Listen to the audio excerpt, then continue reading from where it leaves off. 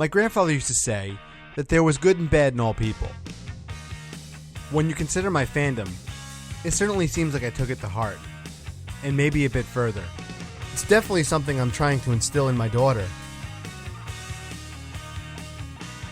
Though I'm not saying that makes me an expert, but in this moment and this video, I thought I would impart the same to you.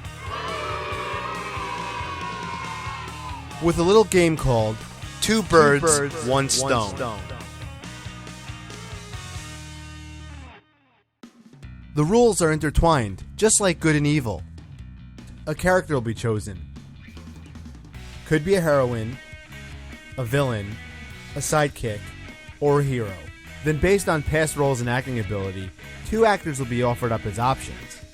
Or the whole thing will be reverse engineered. Starting with an actor. Once all the options have been settled, this will be put to a vote over on my Instagram.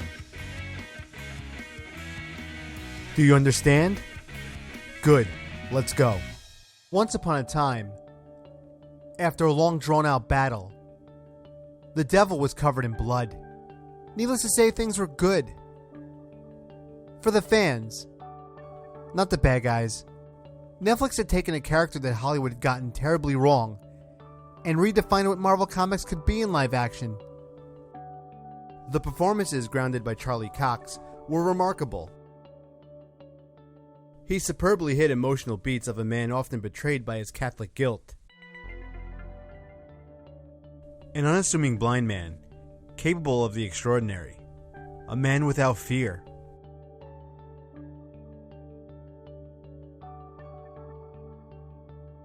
And in turn, his supporting cast played their parts to a T, by giving him something to fight for and against, something to chase after, something to fall back on, something to believe in. From costume to stunts to story, it was top shelf. They managed to rehabilitate Daredevil in the eyes of the general audience. And then after 3 glorious seasons, the House of the Mouse got greedy, put Netflix on notice, and then the show was cancelled, gutting the fans. To be honest, I'm still pretty pissed off about it. Once these characters legally come home, I gotta believe that Hell's Kitchen will be a destination for the MCU. They need ground level heroes, villains too, and the relatability they bring. You may be thinking, great, just what the world needs, another Daredevil fan casting. Yeah, it's not. Matt Murdock is not the stone of this game.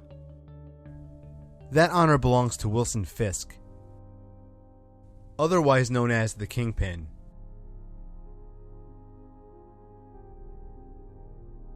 A hero's praises are nice. They can be uplifting.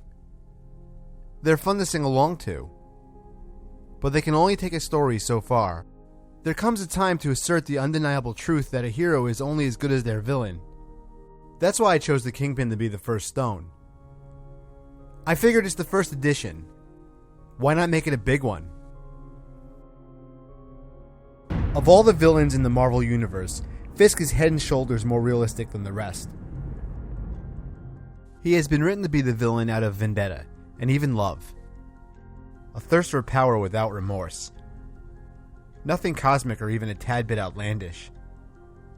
It's all street level with the Kingpin. And that glorious show Netflix canceled portrayed these characteristics perfectly. Thanks in no small part to the true standout of that show, Vincent D'Onofrio. The story goes is that since the cancellation of the Netflix shows, Marvel can't use those characters for 2 years now. So Marvel waits, and boom, recasts Vincent D'Onofrio, right? I'm not so sure. See, the MCU aims at a different demographic than the Netflix shows did. Not only that, but things between Marvel Films and their TV division were never really copacetic. So when Kevin Feige gets Wilson Fisk in his grasp, it's bound to be a different kind of Kingpin. You see what I'm saying? Now Marvel has a choice to make. Do they look for a better actor to play Kingpin? Or someone just as good? While not impossible to find, Few actors have the resume that Vincent D'Onofrio has. But the two actors I hope they look at are certainly close.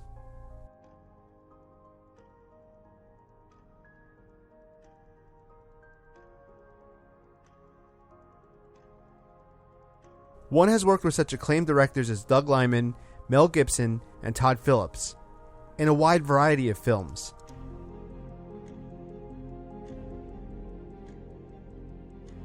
While the other, certainly of the same caliber, has been seen internationally, on the stage, silver screen, and on television sets. Most recently on the smash hit Game of Thrones.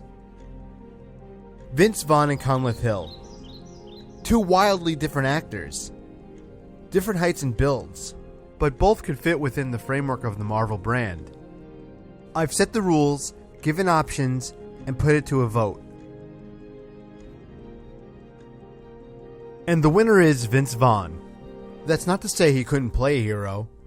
I'm sure he's a lovely human being. Obviously, he's known for comedy, but when you look at him in films like Hacksaw Ridge, Dragged Across Concrete, or Brawl in Cell Block 99, Vince Vaughn landing the role of the Kingpin doesn't seem so far-fetched. So maybe this game was only worth 2 cents. It was fun. Let's do it again sometime.